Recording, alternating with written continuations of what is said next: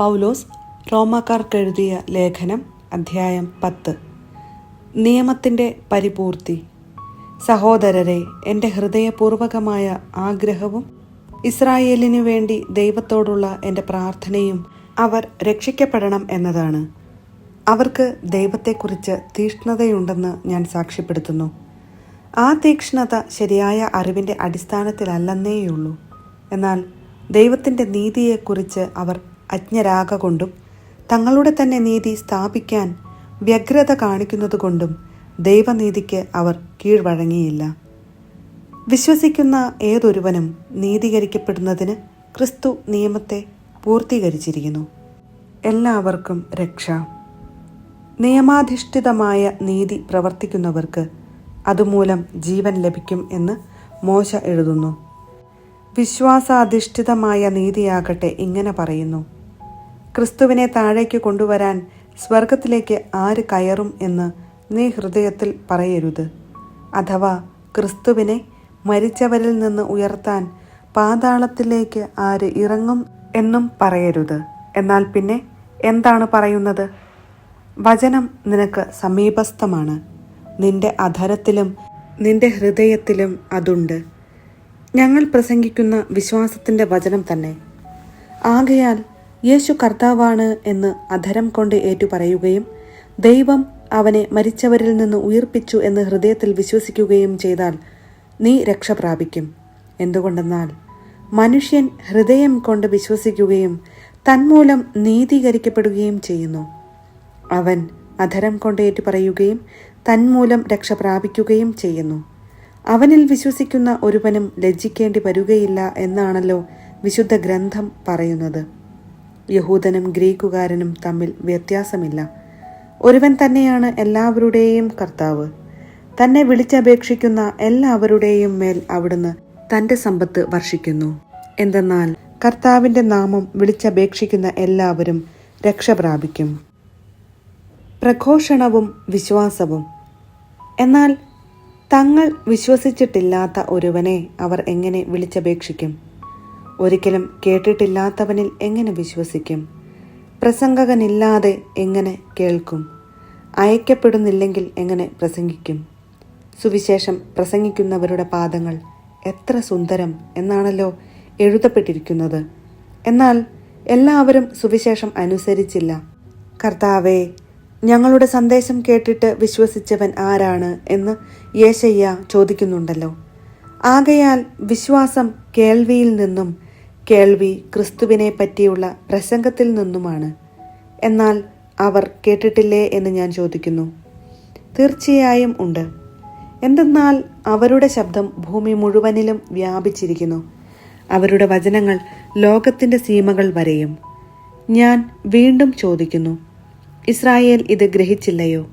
മുൻപേ തന്നെ മോശ ഇങ്ങനെ പറയുന്നു: ഒരു ജനതയല്ലാത്തവരോട് നിങ്ങളിൽ ഞാൻ അസൂയ ജനിപ്പിക്കും. ബുദ്ധിയില്ലാത്ത ഒരു ജനത്തെ കൊണ്ട് നിങ്ങളെ ഞാൻ പ്രകോപിപ്പിക്കും.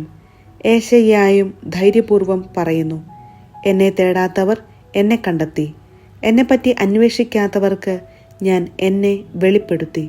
ഇസ്രായേലിനെ പറ്റിയാകട്ടെ അവൻ പറയുന്നത് ഇങ്ങനെയാണ്: അനുസരണമില്ലാത്തവരും ധിക്കാരികളുമായ ഒരു ജനത്തിനു നേരെ ദിവസം മുഴുവനും ഞാൻ എൻ്റെ കരങ്ങൾ നീട്ടി. പൗലോസ് റോമാക്കാർക്ക് എഴുതിയ ലേഖനം അധ്യായം 11. അവശിഷ്ട ഭാഗം. അതിനാൽ ഞാൻ ചോദിക്കുന്നു, ദൈവം തൻ്റെ ജനത്തെ പരിത്യജിച്ചുവോ? ഒരിക്കലുമില്ല. ഞാൻ തന്നെയും അബ്രാഹത്തിൻ്റെ സന്തതിയും ബെഞ്ചമിൻ ഗോത്രജനുമായ ഒരു ഇസ്രായേൽക്കാരനാണല്ലോ. ദൈവം മുൻകൂട്ടി അറിഞ്ഞ സ്വന്തം ജനത്തെ അവിടുന്ന് പരിത്യജിച്ചിട്ടില്ല. ഇസ്രായേലിനെതിരായി ദൈവത്തോട് എപ്രകാരമാണ് ഏലിയ വാദിക്കുന്നതെന്ന് അവനെപ്പറ്റി വിശുദ്ധ ഗ്രന്ഥം പറയുന്നത് നിങ്ങൾക്കറിയാമല്ലോ. കർത്താവേ, അങ്ങയുടെ പ്രവാചകരെ അവർ വധിച്ചു, അങ്ങയുടെ ബലിപീഠങ്ങൾ അവർ തകർത്തു.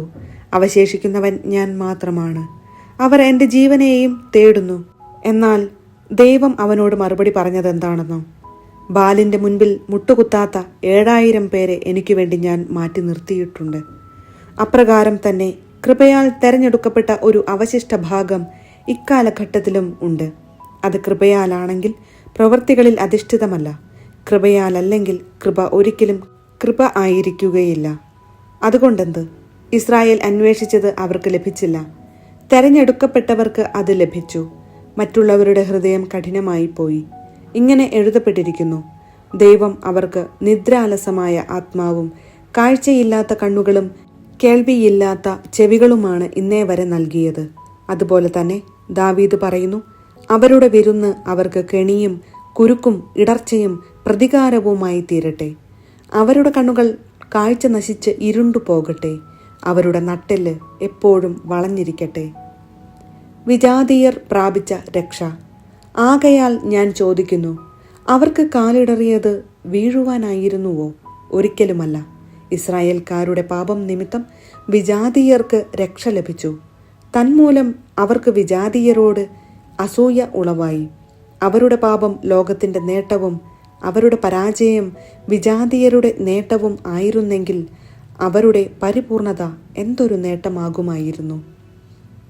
വിജാതീയരായ നിങ്ങളോട് ഞാൻ പറയുകയാണ്, വിജാതീയരുടെ അപ്പസ്തോലൻ എന്ന നിലയ്ക്ക് എൻ്റെ ശുശ്രൂഷയെ ഞാൻ പ്രശംസിക്കുന്നു.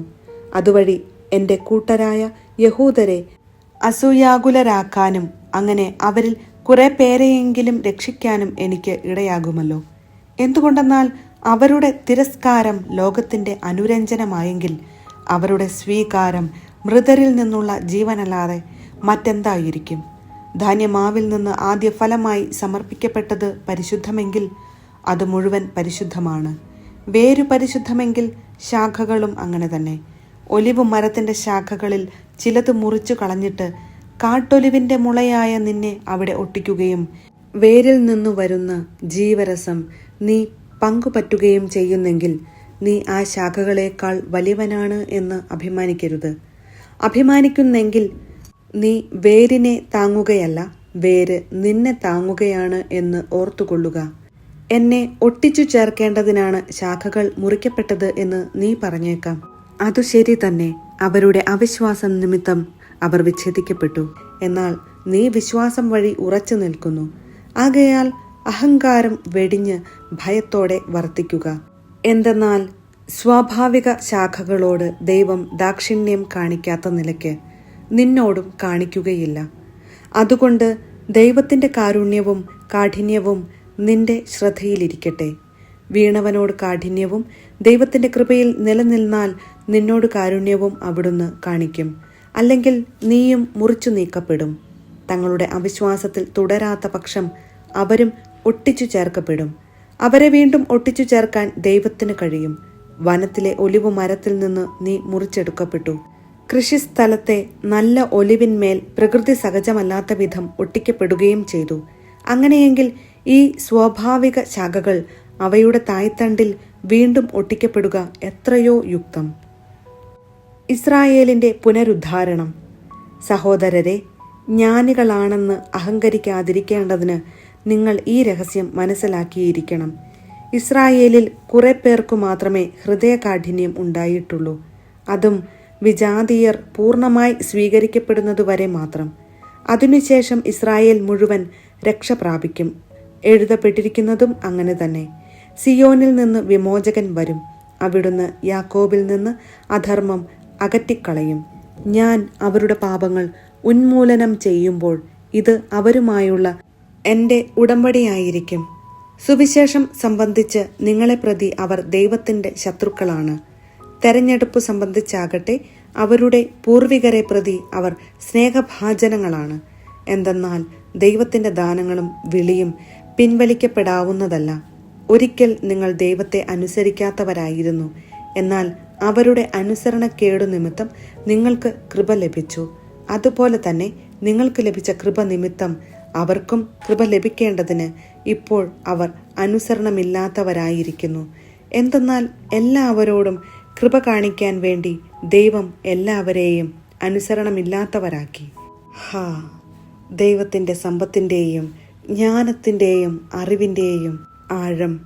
അവിടുത്തെ വിധികൾ എത്ര ദുർജ്ഞേയം! അവിടുത്തെ മാർഗങ്ങൾ എത്ര ദുർഗ്രഹം! എന്തെന്നാൽ ദൈവത്തിൻ്റെ മനസ്സ് അറിഞ്ഞതാര്? അവിടുത്തേക്ക് ഉപദേഷ്ടാവായതാര്? തിരിച്ചു കിട്ടാനായി അവിടുത്തേക്ക് ദാനം കൊടുത്തവനാര്? എന്തെന്നാൽ എല്ലാം അവിടുന്നിൽ നിന്ന്, അവിടുന്ന് വഴി അവിടുന്നിലേക്ക്, അവിടുത്തേക്ക് എന്നേക്കും മഹത്വമുണ്ടായിരിക്കട്ടെ. ആമേൻ.